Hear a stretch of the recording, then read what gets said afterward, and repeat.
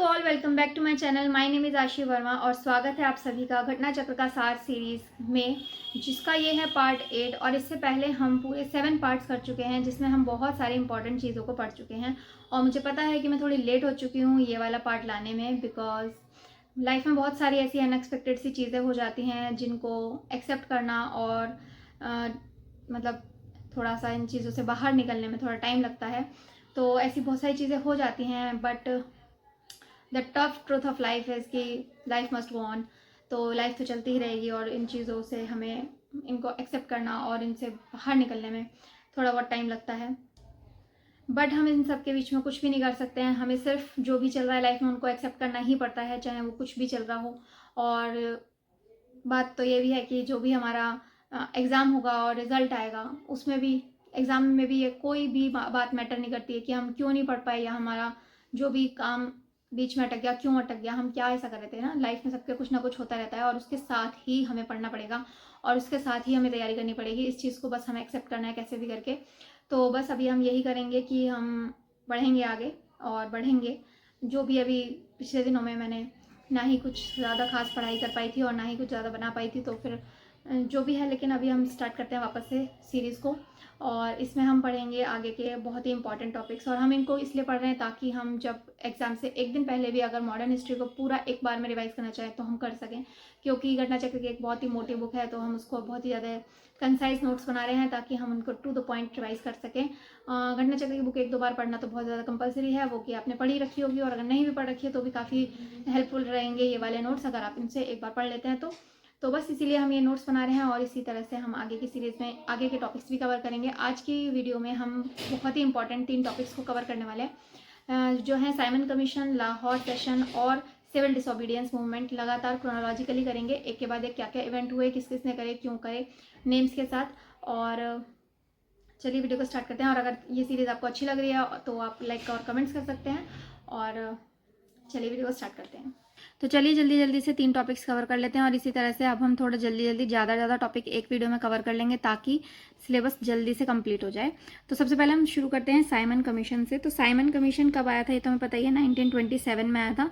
तो इससे रिलेटेड जो भी चीज़ें थी हम लाइन वाइज एक साथ पढ़ लेंगे। तो स्टार्ट करते हैं। नवंबर 1927 में क्या हुआ था? नवंबर 1927 में साइमन कमीशन, या इसी को कहते हैं इंडियन कॉन्स्टिट्यूशनल कमिटी, अपॉइंट करी गई थी। इसको अपॉइंट किन्होंने किया था? तब के ब्रिटिश के जो प्राइम मिनिस्टर थे स्टैनली बाल्डविन, इन्होंने ये एक कमेटी अपॉइंट की थी, ठीक है। जिसके हेड कौन बने थे? जिनके हेड बनाया गया था जॉन साइमन को। जॉन साइमन एक लिबरल पार्टी के थे। इस पूरी की पूरी कमेटी में 7 मेंबर्स थे और इन 7 मेंबर्स में से कोई भी एक भी इंसान इंडियन नहीं था। और ये इंडियन नहीं था इसीलिए इस चीज़ का ज़्यादा अपोज किया जा रहा था इंडिया में। और ये जो यहाँ पर कोई इंडियन नहीं होगा, इस चीज़ को सजेस्ट किसने किया था? इनमें 2 लोगों के बीच में थोड़ा कन्फ्यूज़न है, बुक में भी दोनों ही के ही नाम दिए गए हैं, तो हम ऑप्शन के अकॉर्डिंग आंसर लगा देंगे। जैसे कि एक इरविन आता है और एक आता है बिरकिन हेड, ठीक है। तो इन्हीं दोनों में से कोई एक नाम होगा, तब हम उन्हीं में से एक को लगा देंगे कि जो है एक भी इंडियन नहीं होगा। इस चीज़ को किसने सजेस्ट किया था?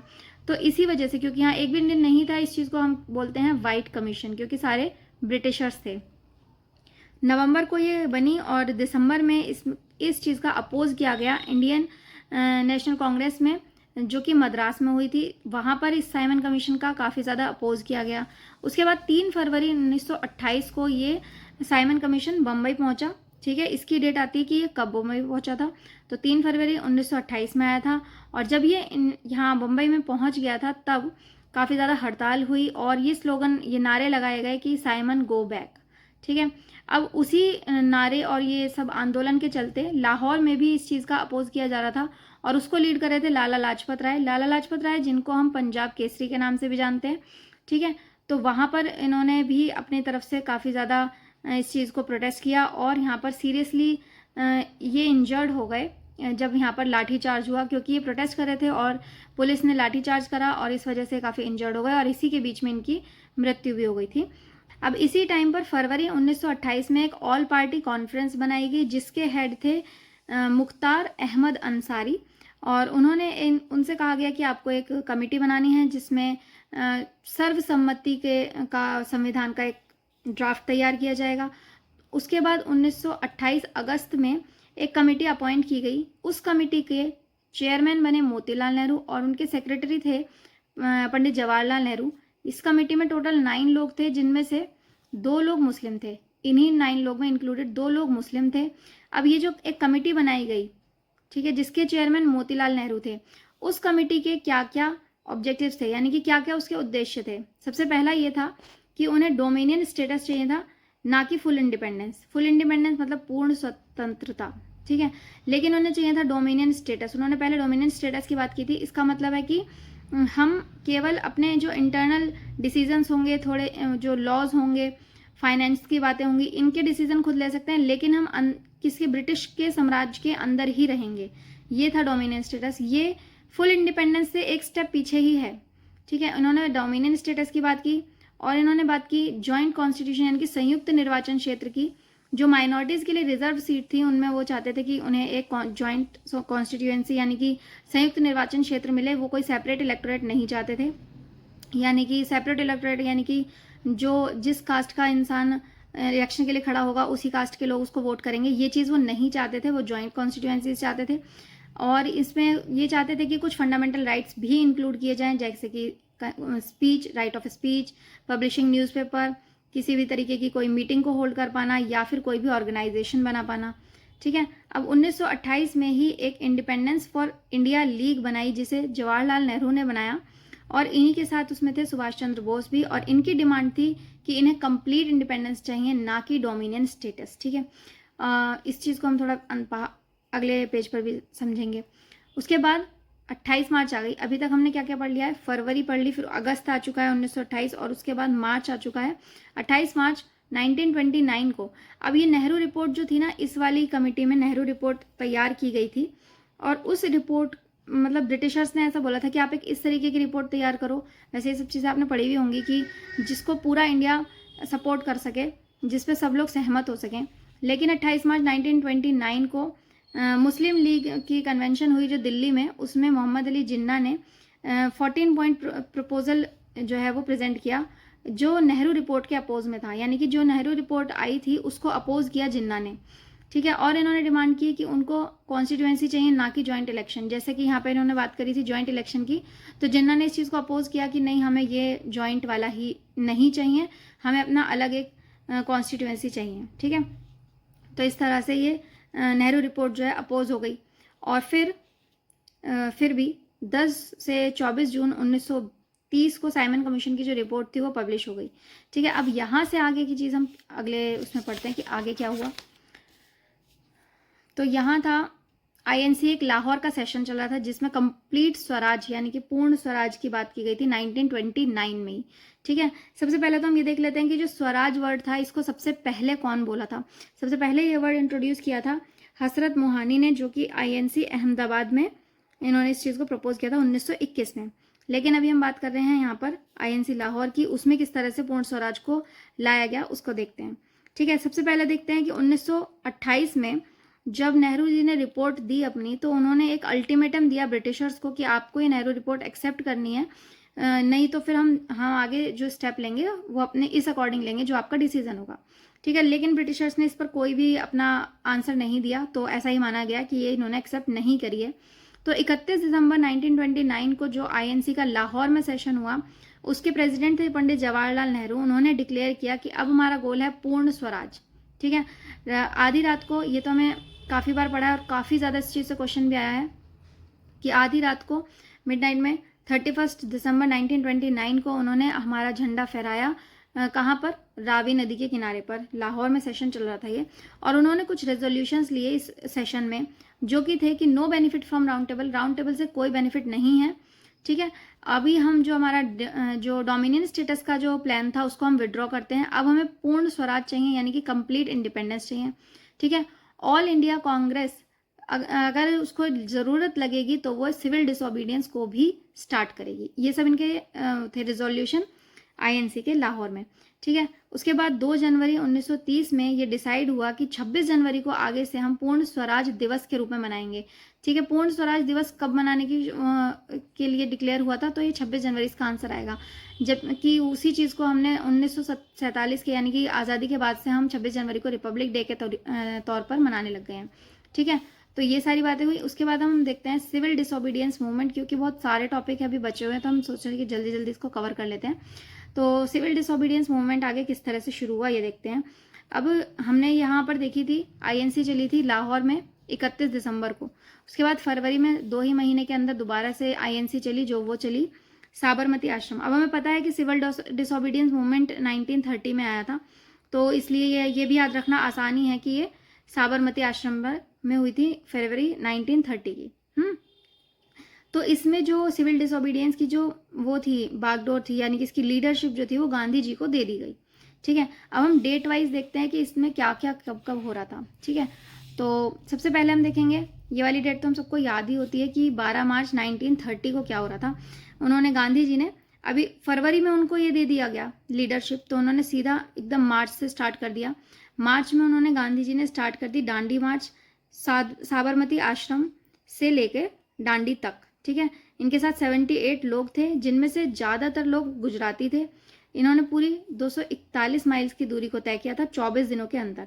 ठीक है, 5 अप्रैल को ये पहुंच गए थे दांडी और 6 अप्रैल को इन्होंने नमक का जो लॉ था उसको तोड़ दिया था, नमक कानून तोड़ दिया था दांडी में जाके। एक क्वेश्चन ये आता है कि इन्होंने इस लॉ को कैसे तोड़ा था, नमक बनाकर या नमक बेचकर, इस तरीके से कुछ था। तो इसका आंसर है कि नमक को हाथ में उठाकर, वहां जाकर उन्होंने नमक हाथ में उठाया था और इस तरह से उन्होंने नमक का जो ये कानून था उसको तोड़ दिया था। इनके इस कैंपेन की, ये जो इन्होंने चलाया, इसको सुभाष चंद्र बोस ने इस चीज़ को कंपेयर किया है, एक नेपोलियन का कैंपेन था अल्वा टू पेरिस, उस चीज़ से इन्होंने इसको कंपेयर किया है।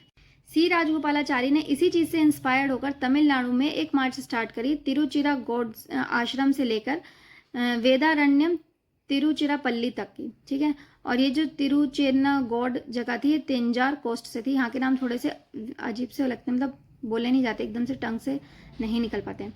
तो इन्होंने अप्रैल में ये स्टार्ट करी और अगले ही महीने इनको गांधी जी को येरवादा जेल में जो है अरेस्ट करके डाल दिया गया। ठीक है, अब ये वाली जेल को इन्होंने क्या भी बोला था ये हमने पिछली वीडियो में कवर किया था, अगर आपको याद है तो वो ज़रूर कमेंट में बताना कि इस जेल को गांधी जी ने क्या बोला था। ठीक है, अब इन्होंने इसके बाद इनका नेक्स्ट स्टेप ये था कि ये अपने कांग्रेस के वर्कर्स के साथ धरसाना सॉल्ट का जो गोदाम था वहाँ पर अटैक करने वाले थे, लेकिन इससे पहले इन्हें येरवादा जेल में बंद करके डाल दिया गया। ठीक है, तो अब यहाँ पर ये बंद हो गए, ये अरेस्ट हो गए, तो इससे आगे की जो लीडरशिप थी वो अब्बास तैयब जी ने ले ली। इससे आगे अब्बास तैयब जी इस चीज़ को लीड करने लग गए, लेकिन बहुत ही जल्दी उन्हें भी अरेस्ट कर लिया गया। और उसके बाद इस चीज़ को आगे लेके गई 21 मई 1930 से सरोजनी नायडू ने इस चीज़ को आगे लीड किया और धरसाना नमक गोदाम में इन्होंने जाकर अटैक किया। ठीक है, तो इस पूरे के पूरे जो इंसिडेंट्स चल रहा था, इस पूरे इंसिडेंट्स की जो डिटेल्स थी वो वेब मिलर जो कि एक जर्नलिस्ट थे वो इस चीज़ को प्रेजेंट कर रहे थे। ठीक है, इनका नाम बहुत इंपॉर्टेंट है, ये बहुत बार क्वेश्चन में आया हुआ है, वेब मिलर। ठीक है, अब इसी बीच में खुदाई खिदमतदार एक वॉलंटियर ऑर्गेनाइजेशन यानी कि स्वयं सेवक ऑर्गेनाइजेशन थी जिसे खान अब्दुल गफ्फार खान ने एस्टेब्लिश किया था, और इसी चीज़ को हम रेड शर्ट यानी कि लाल कुर्ती के नाम से भी जानते हैं। ठीक है, ये तीनों नाम एक साथ आप याद रख लेना बस, खुदाई खिदमतगार, खान अब्दुल गफ्फार खान और लाल कुर्ती। ठीक है, अब इसी टाइम पर खान अब्दुल गफ्फार खान के अंडर में ही सिविल डिसोबीडियंस मूवमेंट को मुस्लिम ने स्टार्ट किया था। कहाँ के?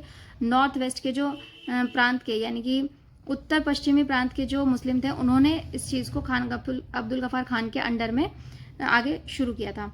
अभी इसी चीज़ के चलते, कौन सी सिविल डिसोबीडियंस मूवमेंट के चलते बहुत सारे अलग अलग जगह पर क्या क्या चीज़ें चल रही थी, जैसे कि गढ़वाल रेजिमेंट में जो पेशावर में थी, पेशावर के गढ़वाल रेजिमेंट में उन्होंने जो सैनिक थे उन्होंने निहत्थी भीड़ पर फायर करने से मना कर दिया था। और ये किन के लीडरशिप के अंदर थे? ये चंद्र सिंह गढ़वाली के लीडर के अंदर चल रहे थे। ठीक है, इनकी लीडरशिप में चल रहे थे। मणिपुर में क्या हुआ? जिया तरंग मूवमेंट चल रहा था। मणिपुर का ये मूवमेंट क्वेश्चन में आया हुआ है। ठीक है, जिया तरंग मूवमेंट चल रहा था, ये किन के अंडर में थी? ये एक वुमेन थी, गेदुलिन नाम की एक वुमेन थी जो कि नागा ट्राइब से थी। ठीक है, इनके अंडर में मणिपुर में एक ये मूवमेंट चल रहा था, ये भी सिविल डिसोबीडियंट मूवमेंट के अंदर में ही चल रहा था। एक सरन डिस्ट्रिक्ट था जो कि नॉर्थ बिहार में था, यहाँ पर जो चौकीदारी का टैक्स था उसके अगेंस्ट में जो है प्रोटेस्ट चला था, इसको अगेंस्ट में वो डेमोन्स्ट्रेट कर रहे थे। ठीक है, अभी 34 पढ़ने से पहले हम ये दोनों पढ़ लेते हैं एक बार, कि इसी बीच में 13 जून को, ये ना नाम है कुछ विमेंस के जो इसमें क्वेश्चंस में आए हुए हैं, इसलिए हम इनको याद कर लेते हैं। एक राधाबाई थी, डॉक्टर राधाबाई, इनको भी सिविल डिसोबीडियंस मूवमेंट के चलते अरेस्ट किया गया था। ये गांधी जी की काफ़ी चीज़ों में, काफ़ी सारे प्रोटेस्ट में और मूवमेंट्स में उनके साथ थी, जैसे कि स्वदेशी मूवमेंट हुआ, स्वदेशी नारी जागरण, अनटचेबिलिटी जो था, एक एंटी अनटचेबिलिटी मूवमेंट चल रहा था वो, और शराब वगैरह के प्रोहिबिशन यानी कि लिकर प्रोहिबिशन, इनके भी जो भी मूवमेंट चल रहे थे उसमें ये उनके साथ थी। और सितंबर 1932 में all India anti untouchability league for Harijan start हुआ था। ठीक है, ये भी गांधी जी द्वारा स्टार्ट किया गया था। और तभी गांधी जी ने एक वीकली मैगजीन हरिजन नाम से भी स्टार्ट की थी। ये हरिजन वाली चीज़ हम पूना पैक्ट के बाद भी अभी दोबारा पढ़ेंगे।